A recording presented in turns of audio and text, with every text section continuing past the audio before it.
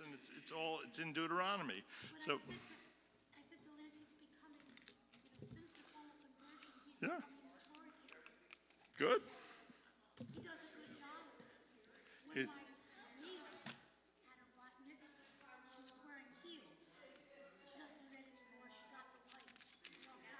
So the day before, she had to go to the synagogue and practice carrying the tool. And then 7 years later, I was sitting next to her at her brother's bar mitzvah, and I looked down and she was wearing flats. But when she was 13, so she had to make sure she didn't drop the Torah. I mean, that was a major. Yes, indeed. All right, I'm going to get started because, as you know, we have a hard fixed time to finish because the kids come in here for services at a certain point. And so I do want to get through as much as I can. Last week we finished right smack in the middle. So I'm not 100% sure how long each of these lessons will take. We'll go as far as we can get, and we'll go from there. So we're on page 154 in the Siddur. Last week we did the first blessing before the Shema, which is God as creator. Here we're into the second blessing, which is God as revealer, meaning revelation, meaning Sinai and Torah, and God as giver of Torah, and God's love expressed through that. And that's what we're going to talk about today.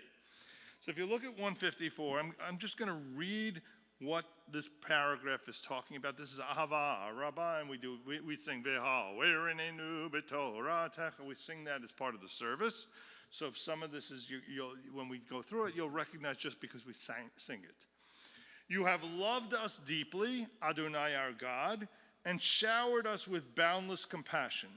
Avinu Malkeinu, for the sake of our ancestors who trusted in you, and to whom you taught the laws of life, so may you be gracious to us and instruct us.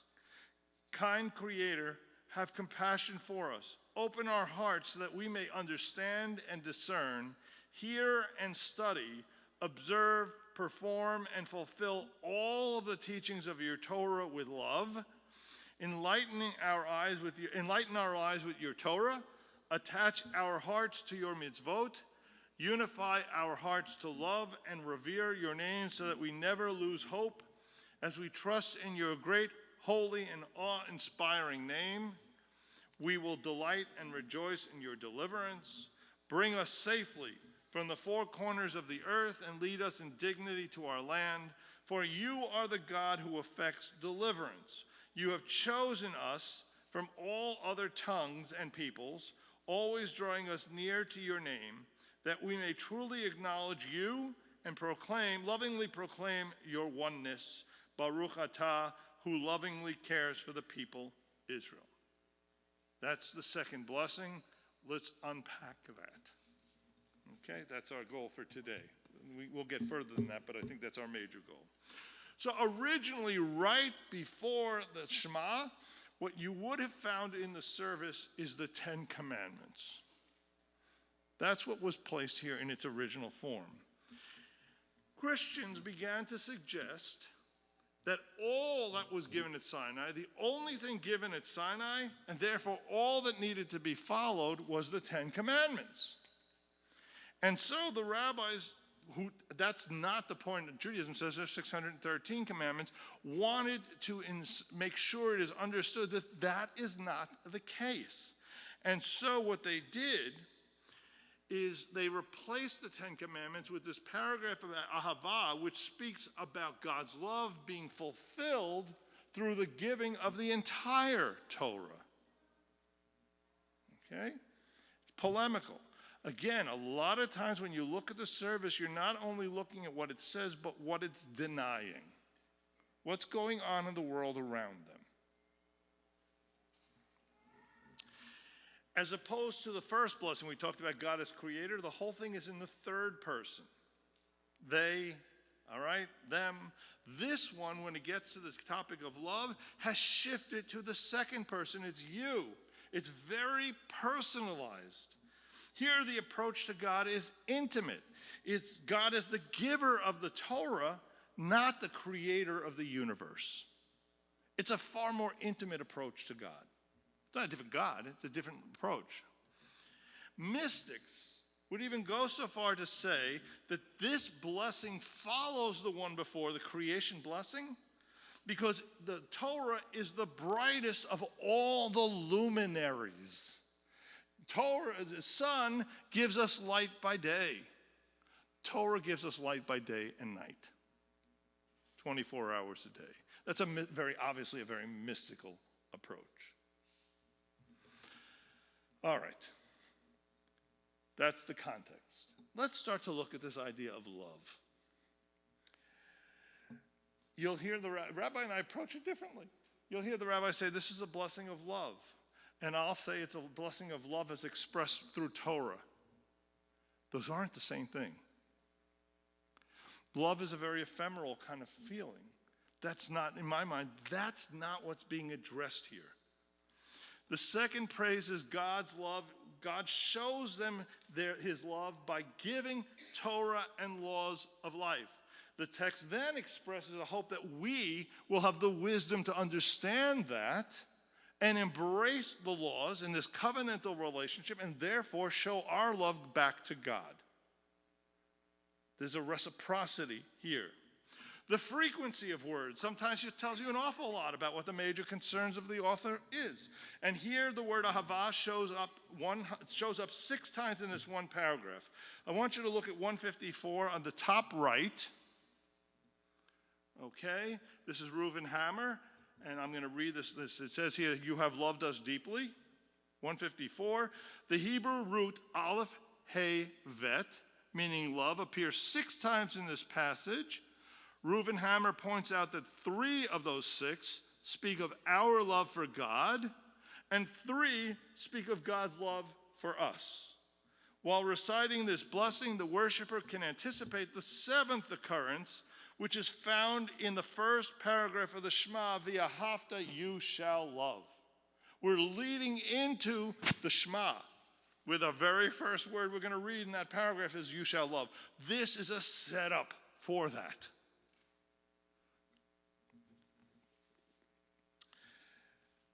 The idea that love is expressed through law, for American Jews, is counterintuitive. It doesn't seem right. However, consider the analogy of children who grow up in a home without rules. They don't experience love, they experience apathy. In a sense, when you talk about laws, when we talk about mitzvot, we don't see them as laws per se. We see them as guidance on how to find meaning in life. Yes, they're commanded. They're commanded as, in the same way you would say to your child, don't go play in the street. That's a concern. That's a love. Because if you say to your kid, go play anywhere you want, you know how that's going to play out. Not good. All right? Shai Held, I can't recommend this book strongly enough. I mentioned it last week. I'm going to tell you a little bit about what he talks about. It's brilliant. He's a little wordy, I have to tell you. When I see him, I'm going to tell him. He's a little wordy, but it's brilliant. He says, we've all heard the accusations. Christianity is about love, we're told, and Judaism is dry. It's about law and justice. We've heard the accusations. In the past, these ideas are propagated by Christian thinkers who create a theological discourse. What they're doing, they want to have supersessionism. They want to be able to justify the replacement of the old with a new. All right? And so in order for that to work, I've got to put down the old and somehow imply that the new is better. It's like a commercial. It's not your father's Oldsmobile. Okay? That's the message. Tragically, however, many Jews have accepted and embraced this anti-Judaism. Right? Along the same lines, we're told that the New Testament, the God of the New Testament is about love and mercy and grace, and the God of the Old Testament is angry and vindictive and bloodthirsty. That's the message that comes out of American Christian society. It permeates, and Jews have accepted this. I can't tell you how many people have said this to me. Right? It's misguided. Plain and simply, it's misguided. Judaism is a religion of both law and love. Judaism is a religion of action and emotion. I spent a lot of time in my sermon on the high holidays trying to convey that message. It's not either or. Right? When it comes to empathy, you have to feel empathy, but you better do something with it, or it's a lovely feeling but has no value. Okay? The blessing reminds us that Jewish law is a manifestation of love, not a contrast, not an alternative to it. As for the depiction of God as angry, God becomes angry because God cares. All right? In contrast to the other ancient Near East religions in which they lived, God's anger is not arbitrary, and it is temporary. Most of God's anger is elicited in response to injustice or exploitation of the less fortunate. God gets angry when he sees injustice in the world. Heschel wrote, "Divine sympathy for the victims of human cruelty is the motive of God's anger." And so we shouldn't be embarrassed when somebody says God of the Old Testament is angry. To the contrary, we should recognize that in a world like ours, a God who doesn't get angry is an inadequate God. God cares when no one else does. That's the message. All right? So yes, God gets angry in the moment, at a specific situation, and when people are not doing what they need to be doing. Biblically speaking, divine anger is entwined with divine judgment. Just as we don't tell our children, none of us say to our children, "I love you, I don't care how you conduct yourself." Tell me some parent who has said this. Nobody. All right? And so God doesn't say, I love you and I grant you unlimited license to do anything you want. On the contrary, there are expectations. God has expectations of us in the way a parent has expectations of their children. Doesn't mean it always plays out that way, but you set up expectations. Genuine love comes with expectations, but not necessarily conditions. Meaning, God can judge us. It doesn't mean he stops loving us. Your kid can screw up royally. Does not mean you stop loving them. Okay? The love is unconditional, but it doesn't mean there's no judgment with it. They're separate. I'm seeing shaking heads. No one's disagreeing so far. That's why I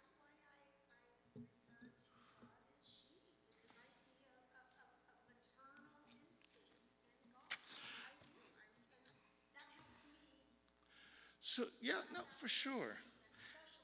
So, we talk about God as multifaceted. We talk about God as Avinu. We talk about, and I'm going to address that, and as Malkeinu, as our father, as our parent, and as our king or our sovereign. There's many aspects of understanding God. Usually when we refer to that sort of motherly instinct. We talk about Shaddai. That's the name that we use for God. It's not an accident. Shaddayim are breasts. Yes. And so it's a deliberate reference to the motherly instincts within God. But God is non-gendered. Shekhinah is just Shochin ad, it just means dwelling. So Shekhinah also can be that feminine piece of it as well. But Shochin or Shekhinah, it just means someone who's dwelling, and what it implies is intimacy, closeness, dwelling within. Okay? So if you look at this prayer in its structure, it's an envelope, meaning it starts with the idea of love. It finishes, you look at the blessing at the end, it's about love. And in between, there's lots of other stuff.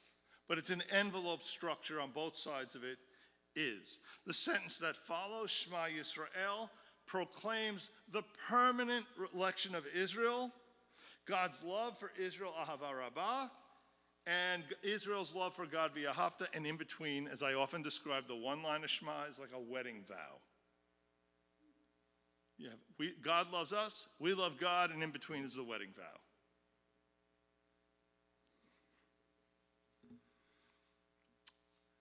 In their love for one another, this is very Martin Buber, in their love for one another, Israel and God meet. It's a very personal I-thou. Notice the difference between this and the first blessing of creation, where God is the God of creating of the world. That's not a God you identify with very easily. This element of God is far more intimate, very deliberately, because you're leading into Shema. We also say the Ahava ul yirat shemecha, right? To love and to revere God's name. That's what that's saying. That's what you're singing. To love and revere. So the other emotion that goes closely with this is love and then awe or respect or reverence. It's the response. Reverence is that response to the overwhelming nature, the beyond comprehension acts of God in the universe and in our world. What Heschel calls the ineffable. I can't even say it. It's beyond words. So you've got love, you've got awe. So Rambam says that the way a person can develop their love for God is by recognizing the awe of nature. Look at the world around you. If you understand that, again, it's obvious this is the way the world works. Plants breathe in carbon dioxide and give off oxygen. People breathe in, it's easy for me to say, oxygen and give off carbon dioxide. One can see that as chance. One can see that as the love of God in creating a world that works. It's the lens you're using. And that's the most basic of examples, okay? A true understanding will result in a profound appreciation of divine wisdom that leads to admiration and love of God. Take a look at Abraham Twersky's reading here in your book here. Abraham Twersky is an Orthodox rabbi who's also a psychiatrist, and he writes, anyone who has attended a performance by a world-famous symphony orchestra can understand this. Many years ago, I was privileged to hear a performance of Beethoven's Fifth Symphony by the Boston Symphony Orchestra, conducted by Sergei Koussevitzky. It was an unforgettable experience. As the masterful performance continued, the audience was spellbound, and one could feel, something's wrong here, the electricity in the air. When the last note of the symphony was played, the pent-up admiration exploded in deafening applause, and the audience simply refused to stop applauding. Even when Koussevitzky mounted the podium to conduct an encore, he could not begin playing because the applause continued. If it had been possible, people would have loved to have personally told Koussevitzky how they were wound up by his performance.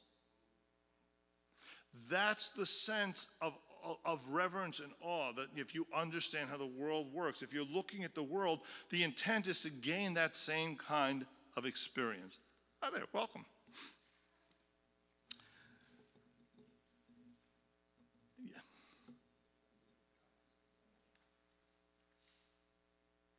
All that is underlying that sense of, if you have that response to God, then you're going to want to fulfill the mitzvot. The mitzvot become a tool for connection, a way of bonding with God in a sense. And so if you walk around, you can choose the lens with which you walk through life, and you can see nothing. I have a friend who just says, I'm a nihilist. Okay, I see. It's all random. Okay, I respect you. I love you dearly. It's not the lens I can use in life. Yes, I'm in a class with Nancy Pfizer, and she was talking about this very thing, that when we look out at the stars in heaven and how insignificant we are. And I'm in my computer in my small bedroom, and I have my blinds open. And one night I looked up, and I was just so amazed. My breath was taken away. And there are times when I visually, because I love nature anyhow, and I'm like, God, I can't believe you created this. And like this guy, I felt like standing up and applauding and never letting it fade out, because the work he does in Mother Nature too, it's spellbinding. It is. Dennis Prager talks about the fact that, anything man makes, you get a new toy, you get a new prize. Within a week or two, it's boring. Right? I got my new car, I'm so excited, and 3 weeks later you forget you have a new car. A sunset, doesn't get boring. But it's just, It doesn't get boring. There's things God can do that we just can't. We can't do something that creates that continual sense. God has, and for each of us, different things will speak to us at different moments. I found the Smoky Mountains incredible. I found Niagara Falls inspiring. I found the Grand Canyon not. Why? I don't know. Well, I don't, is it amazing? Yeah, I don't know. that's like Kevin. Right. Right. And you're right. But for me, it didn't work. But that reminds me of Tevye and Fiddler on the Roof. Now, how did all this tradition get started? I'll tell you. I don't know. That's right. Please.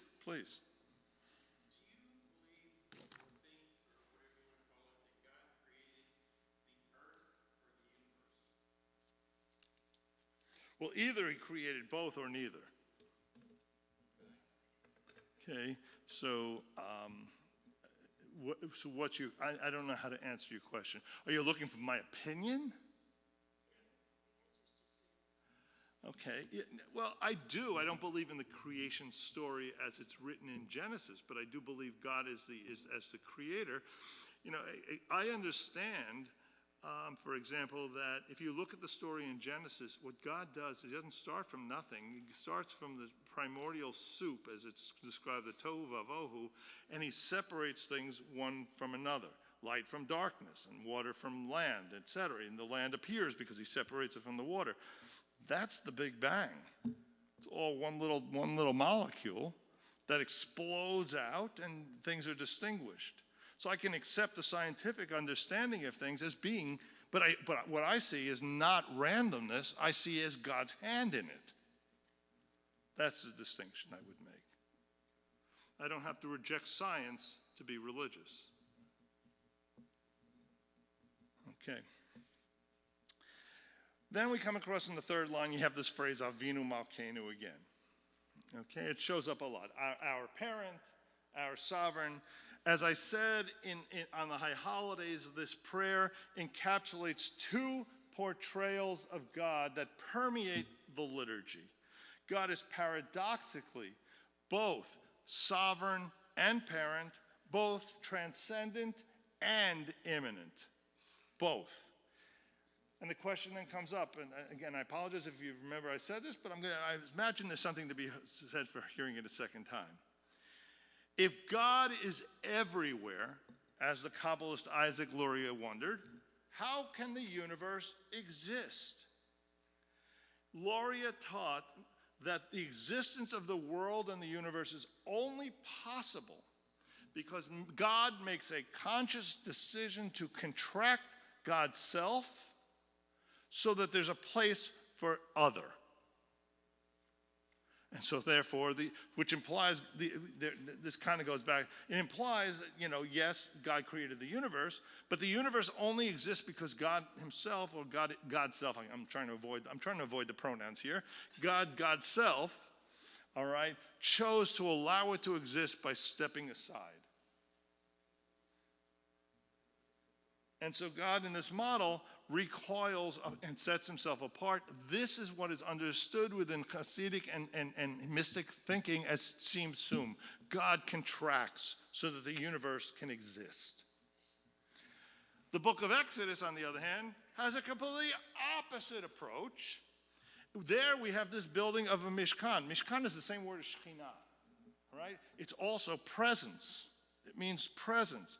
And this is a place, we're told, build me the sanctuary, v'asu mikdash, and I, v'shachanti bitocham, and I will dwell amongst you. That's the exact opposite concept. In one model, God is stepping aside so the universe can exist. In this model, God is saying, I'm ready to come right among you. The first one is Malkeinu. It's God as king. This is God as Avinu. The first one is God as creator, the first blessing. The second one is God as giver of Torah, this blessing. You've got both happening at once. On one hand, from the Tzim Tzum model, God is moving out of the world. In the Exodus model, God is moving powerfully, profoundly into the world. And both are true.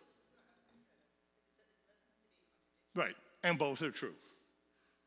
That's the idea of Avinu and Malkeinu.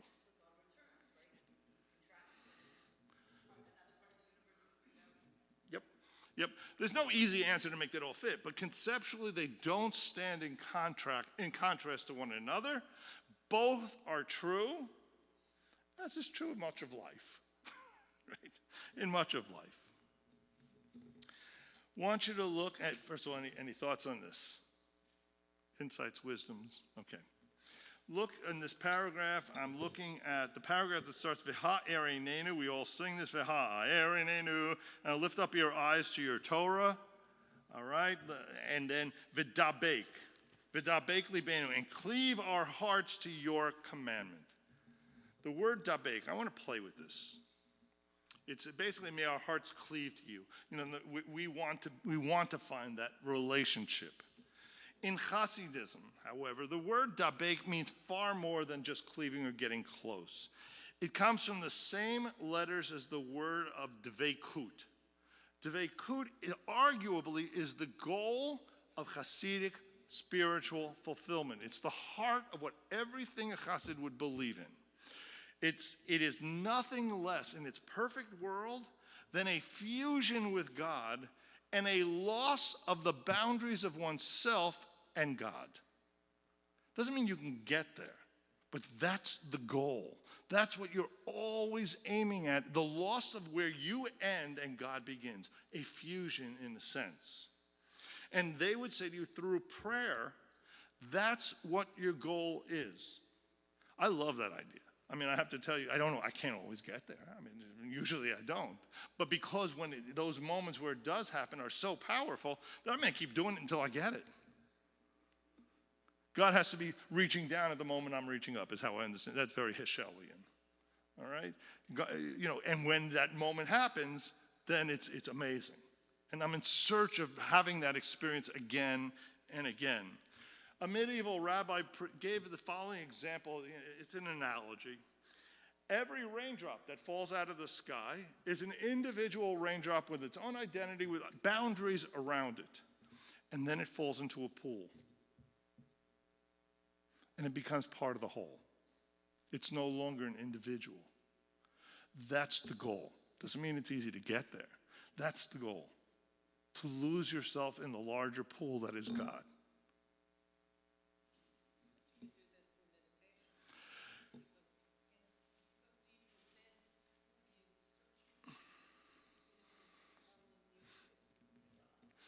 If indeed that's your intent, then you can indeed. I mean, there is a Jewish way to do it, right? That doesn't mean it's the only way.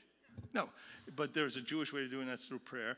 If your intent in meditation is to do that, it achieves that. If your intent is just to sort of go somewhere else, it's not the same thing. It really has to imply a level of intent. So yes, it's another view. So Shai would tell you he's not terribly moved by prayer. He would tell you it's study. For him, when he's sitting and studying, he is just, the boundaries are gone. He loses himself in the study. That's where he finds his spirituality. Is he wrong? No. Again, I would say I'm not sure it's either or. Okay? For him, he does pray, but for him it's a far more powerful moment in study. And that would be more the Saddur Gaon and the Litvaks. That would be their approach. And they would say to you, you don't need to build a synagogue, you need to build a house of study. And you never, and you will find in their writings, you never leave the house of study to go pray if you're not in the right place. Study has precedence. Hasidim are the other side of the scale. These are the two ends of orthodoxy. All right? Saddur Gaon represented the traditionalists. The Hasidim were the radicals of the time. All right? And they started to focus on prayer. But they were the radicals. And the two of them, for a while, by the way, excommunicated one another. All right? So it wasn't let's all play nicely in the sand. Yeah, for sure. And absolutely. Absolutely. I lived near there, so I remember that whole experience. Yes. Right, you're not wearing the right hat, or your coat is not the right length, because my community, we wear it to here. Your community, you only wear it to here. Oh my God. It's a tragedy. Exactly. All right. We then come to, that's that paragraph. We come to the next paragraph, and this is where we gather our tzitzit. You'll see that there's a little brown triangle there. V'haviyenu is cause us to come to in peace from the four corners of the earth. All right? This is the ingathering. This is the messianic view. It implores God to gather us from the four corners of the earth, as if it is corners, it's obviously meant not to be taken literally, so that we may fully sanctify God's name. It doesn't mean that if you're not in Israel, you can't sanctify. You can sanctify God anywhere. But according to tradition, it's more fully, you can do so even more so in the land of Israel in a way you can't elsewhere. All right, that's what's going on. All right,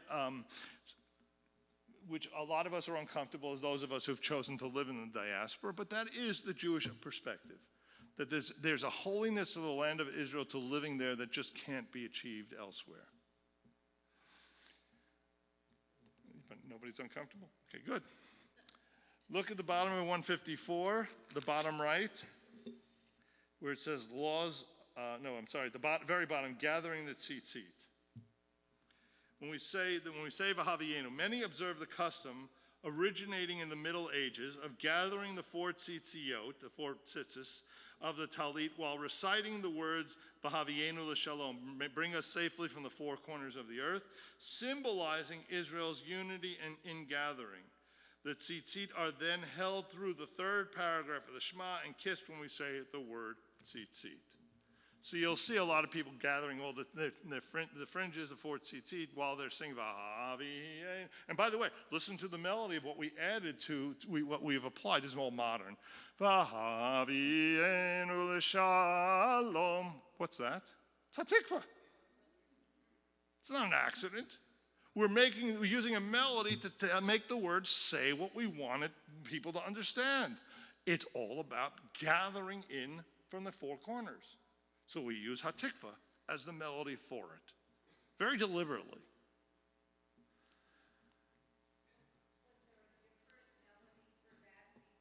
No, they just read it. They just read it. I mean, there are a lot of prayers we just read. Yes.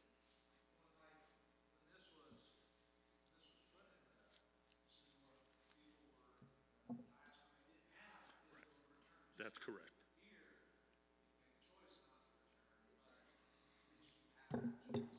Right.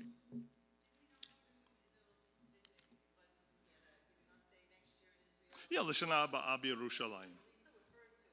It was a hope that someday we would refer to it. Okay.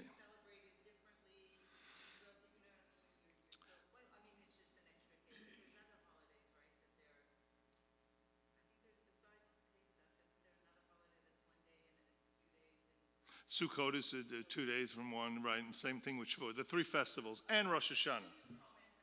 Yeah. Yeah.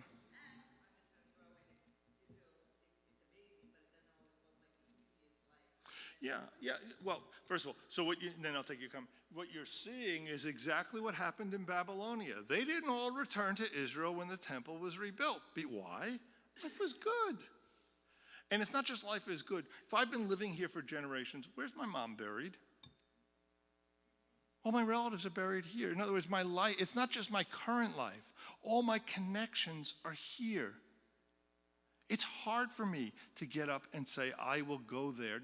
I'm not telling you it's the right decision, but I'm going to tell you it's a hard decision. You know what my decision has been. I'm standing here, right? Okay, that's the reality. Those factors are strong.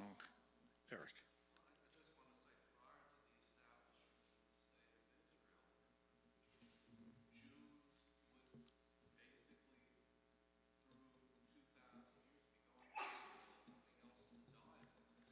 Right.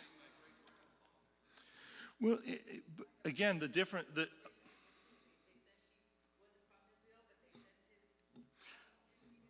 So think of the following. If you've been, I'm sure you've been to a funeral here in Houston or America, we take some dirt from Israel and we throw it in. The concept is that the day of when resurrection occurs, when theoretically, when everybody returns to life, those in Israel will be revived first. So therefore, let's throw a little Israel ground in with us. No, of course they're not going to tell you that in Hebrew school. They're not going to talk about death and the afterlife with a sixth grader. It's just not happening. Right. So the tradition is, again, everybody has different understandings of the afterlife. I saw a great discussion between Elliot Dorff, who's the theologian at the University of Judaism in LA, and Neil Gilman, who's the chief theologian at the seminary. And they had they had friends, and they had this great argument about what's happening in the afterlife. Neil Gilman believes fully in the resurrection, that why, if we believe God can create humanity, why can't God resurrect humanity? And Elliot Dorff is saying, no, you ignorant slut, in the words of Jane from Saturday Night Live. Okay? No, that's just stupid. And they're both brilliant. It was a great conversation. All right? So...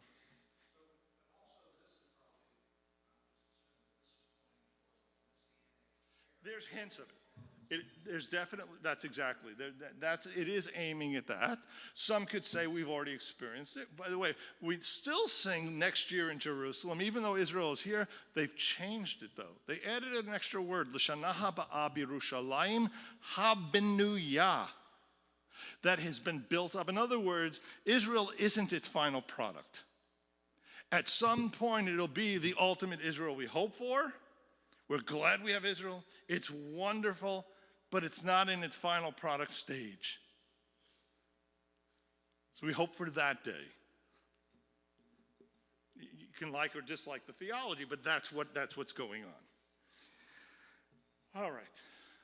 Chosen people.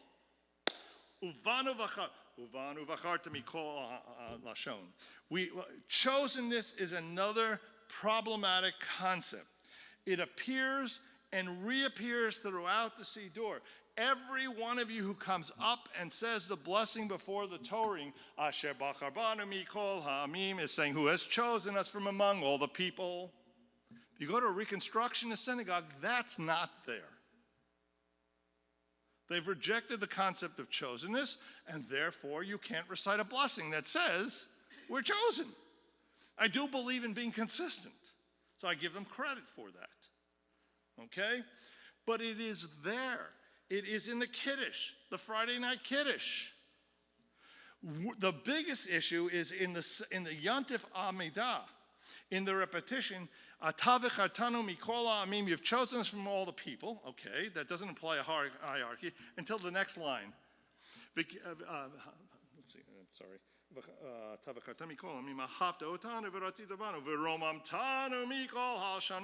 You've risen us above all of the other nations. You've lifted us above them. Well, that's a hierarchy. There's no denying a hierarchy in that statement. It's problematic. I can buy the chosenness. I'm not sure I buy the halshono, lifting above. All right, let's play with this. First of all, it's been a problem for Jews for generations. It has led to anti-Semitic attacks. There's no question about it. There are a lot of people who've rejected any sense of chosenness because it has led to this tragic history that we have. Second, they've said it's chauvinistic. We're standing here saying we're superior to others, all right? But there are people who say it's not about being better, it's about being different. It's difficult. It's not an easy concept. We don't necessarily want to haughtily present ourselves as being better. But there's no group in society that doesn't believe that they have a lot to offer and there's something special to what they've been chosen for a mission. All right? My high school was better than yours. My college was better than yours. Right? We walk around with this. This is normal. Of course, whatever profession I'm in is better than yours. My spouse is better than yours. I mean, you can go on and on and on. We all want to embrace what we have because we feel that what we have has meaning and specialness and is chosen in its own way. All right? But and then I say to you, and if you doubt that, what could be a greater expression of chosenness than to say, if you don't believe what I believe, you're not getting into heaven. That's called Christianity. Okay? We need to believe where we are and our choices have meaning and significance and give us special purpose. It's a human need.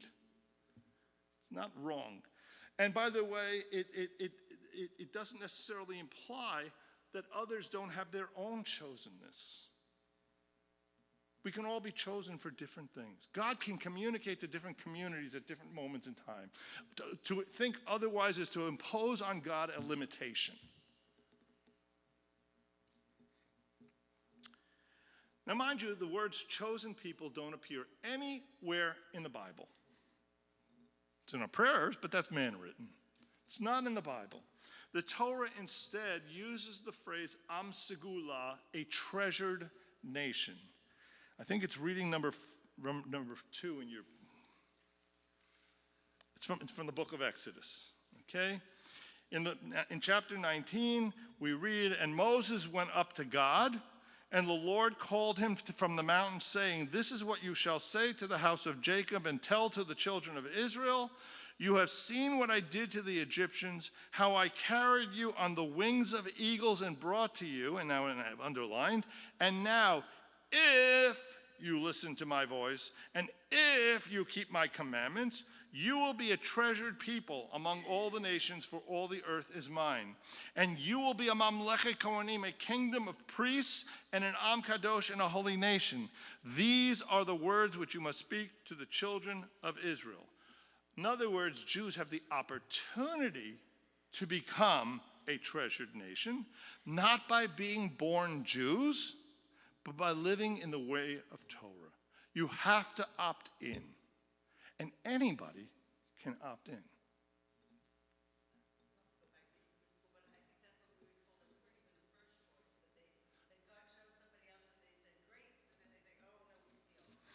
There's a midrash. With God it says, and they all say no, and God gets to Israel and holds a mountain on them and says, "Would you like the commandments?" And they say, "Oh, I think we'll take those." Yes, okay. Yeah, there's a midrash to that effect. Yes, you're right.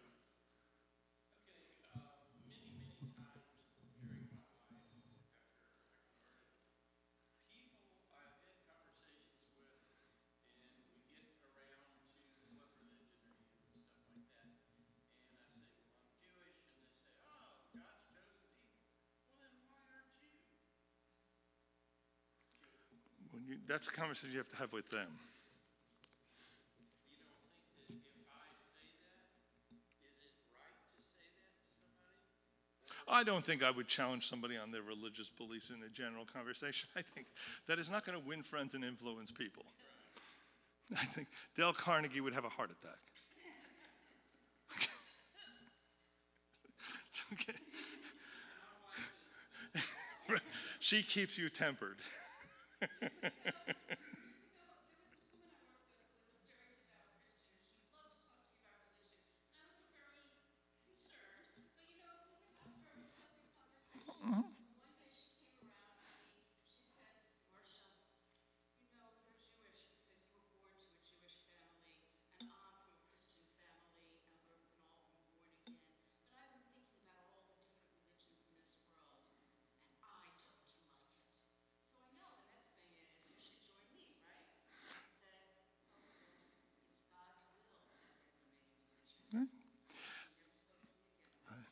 And mind you, again, it really depends on, just like in Judaism, all Jews don't have the same views, all Christians don't have the same views. I've become friends, right catty corner to my house is the minister of the Baptist church in Westbury.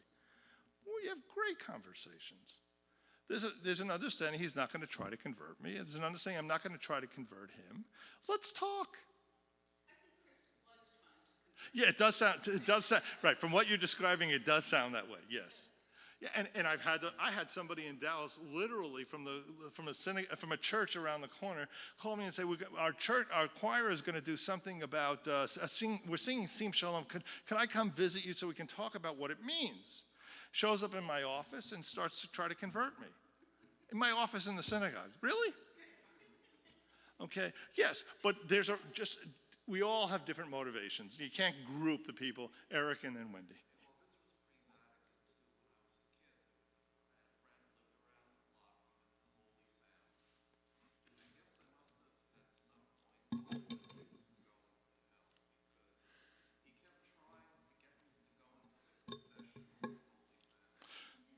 Look, what I do with that when that happens is their intent is positive. They do think they're saving your soul. I'm not agreeing. Right. I'm not buying what you're selling, but I appreciate the good wishes. That's how I deal with it. Yeah, Wendy, you were next. To make sure I understand correctly, the rabbinate is the entity that began using the word chosen? Yes, it's Talmudic. In Mishnah, yes. In other words, it is. Again, do you understand the Mishnah and Talmud as God or not? In the Orthodox world, they would say that is God's direct word, and therefore it's not the rabbinate, it's God. I don't understand the Mishnah and Gemara as God. I understand them as man's struggle with Torah, and so therefore I see it as rabbinic. They would say to you it's Torah mi Sinai, Torah de Rabbanan, Torah that the rabbis were had been communicated orally for years and finally got written down. But you said it wasn't actually, the words are not actually in the They're not in the Torah. So my thought is using the word chosen people is just another way to instill a sense of accountability and responsibility for communicating and living in God's ways. Okay. Yes. Remember what I told you about droshing? There's a sermon. Does everybody have to agree with that? No. Yes, that's a great sermon. Yes. It's something I'd probably write as well, but it doesn't mean I'm right any more than you and I are right. Doesn't necessarily. Yes, and then you're.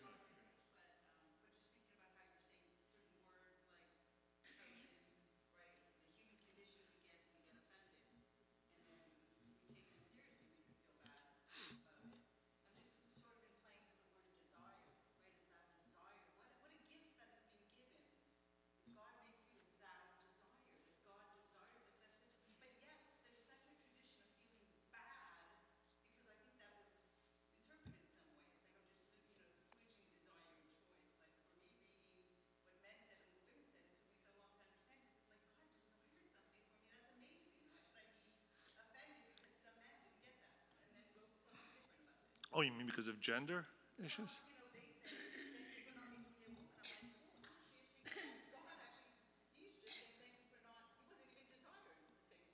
So as a man, I'm not commenting. I don't see a win here.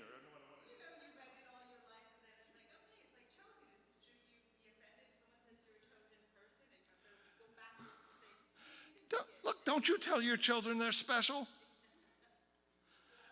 There's the Jewish joke about every Jewish mother thinks their child is the Messiah, right? There's nothing wrong with feeling special. Special doesn't imply I'm the only one who's special, though. That's the key.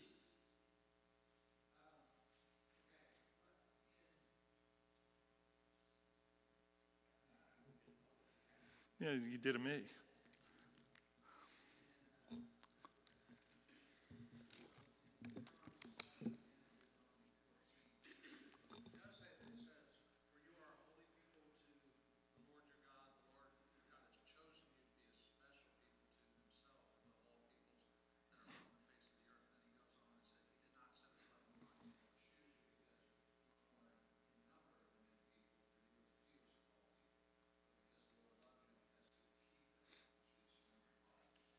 Which is something Shai talks a lot about in his book, and that is the concept of Humanity, we're blessed. We, in terms of relationship with God, we've done nothing to earn it at all. It is total grace. That's the word he uses. It is total grace. God chose us in there, but it's not implying that we're the only chosen. In this moment, there's a chosen, but it's not because of anything about us. There is no hierarchical nature of anything we are doing. It is simply God chose. Right. That's right. You may give each of your children different gifts because each of them needs different things. It's that simple. I've chosen to give you this gift because for you it's the right one. It would not be right. Right. There's nothing, and it goes out of its way to say you're insignificant. It's not about you. That's what you just read.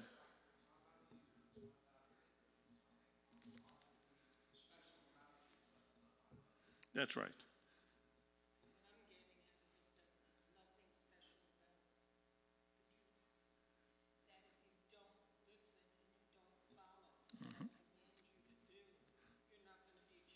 That's right. You have to choose to be chosen. That's right. I mean, he gave it out there who wanted it, somebody, ran away and didn't want it. So, Jewish people chose to follow. Right. Chose, this is how I interpret it, to listen and pass the words down that he's saying. It wasn't just a given. And if you don't do it, then we're on. Right.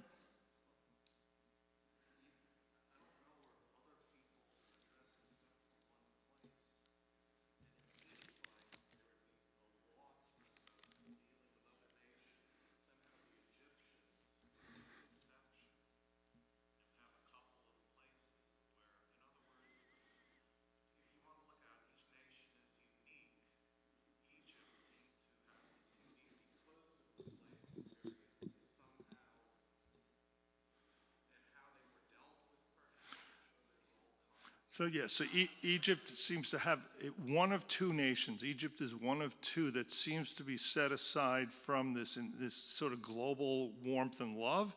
The other is Amalek. Right, but in some ways they're exempt from certain punishments or certain, I wish I remembered, but they seem to,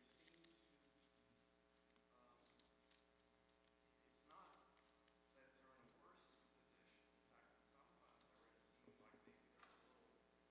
I read it seemed like maybe they're in a little better position because of the service they went through with us. Yeah, I'm not. I understand your point. I'm not sure of the connection. We're going to have to search that a little bit. The chosen versus the other nations. Where another nation was singled out in its own unique way. Right, but God speaks about in a number of occasions. I chose them as well for this, and I did this for the different nations. Look through Exodus, and you'll see a number of places. But the Bible is not. The Bible is written for us. Plain and simply, it's talking to the Israelites. It's Moses theoretically delivering the words of God to what's his audience. So it's specifically written to a targeted audience. Does not mean that someone else also can't receive a sense of being special in a different message. All right? So I embrace chosenness, but I don't embrace it as an exclusive. I think and I also don't embrace it as a hierarchy. I think that's really important. And just to let you know, you're all right. Heschel, let's read Heschel, the next reading there, because he's going to confirm you and make you feel all better about yourselves here. Heschel says, we haven't chosen God, he's chosen us. We do not say that we are a superior people. The chosen people means a people approached and chosen by God. The significance of this term is genuine in relation to God rather than in relation to other people. It signifies not a quality inherent in the people, but a relationship between the people and God. I'm not going to improve on Heschel. And so that is where I'm going to leave it for today. Again, I seem to be overestimating how much I'm going to get done in 1 hour, so we'll continue on with Shema on the line next week from there. Yes. We were talking about how people tag us like Jews or this. When my mother was still living, she said that my grandmother, she was talking to some friends, and one of her friends said, Mrs. Cohen, what was your religion? And one of her friends said she's a Hebrew. One of my girlfriends, and you know who she is, Carol, she said, oh, I'm offended by that. And I said, why? Why? Why would you be offended? Abraham was an Ivri. Right.